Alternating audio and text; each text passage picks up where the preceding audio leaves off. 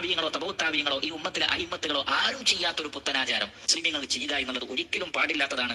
ഇതിൽ കാണാം, ഒരു പള്ളിയിൽ ഇരുന്നുകൊണ്ട് കുറച്ചാളുകൾ, അതിലൊരാൾ നേതൃത്വം കൊടുത്തിട്ട് കുറച്ച് കല്ലുകൾ എല്ലാവരുടെ കയ്യിലും കൊടുത്തിട്ട് 100 തവണ തസ്ബീഹും അതേപോലെ തന്നെ തക്ബീറും തഹ്മീദും ഒക്കെ ചൊല്ലാൻ പറയുകയാണ്.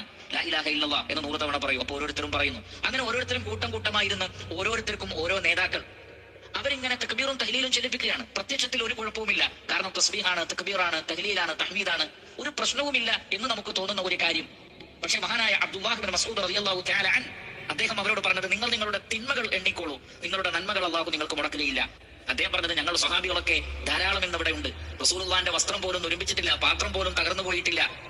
എന്നിരിക്കെ നിങ്ങൾ മുഹമ്മദ് നബിയുടെ ഉമ്മത്തിനേക്കാൾ മുന്തിയ ആളുകളാവാൻ ഉദ്ദേശിക്കുകയാണോ? അതല്ല വഴികേടിന്റെ വാതിലാണോ നിങ്ങൾ തുറക്കുന്നത്? അവരവിടെ യഥാർത്ഥത്തിൽ എന്തേ ചെയ്തിട്ടുള്ളൂ? സുബ്ഹാനല്ലാഹ് അൽഹംദുലില്ലാഹ് എന്ന് 100 തവണ പറഞ്ഞിട്ടേ ഉള്ളൂ. അല്ലാഹുവിന്റെ റസൂലിന്റെ ജന്മദിനം ആഘോഷിക്കുക എന്നത് ഒരിക്കൽ പോലും നബി പ്രവർത്തിക്കാത്ത, ഒരു വാക്കുകൊണ്ട് പോലും സൂചന നൽകാത്ത, സ്വഹാബികൾ ചെയ്യാത്ത, താബിയങ്ങളോ തബൗത്താബിയങ്ങളോ ഈ ഉമ്മത്തിലെ അഹിമ്മത്തുകളോ ആരും ചെയ്യാത്തൊരു പുത്തനാചാരം മുസ്ലിമീങ്ങൾ ചെയ്യുക എന്നുള്ളത് ഒരിക്കലും പാടില്ലാത്തതാണ്.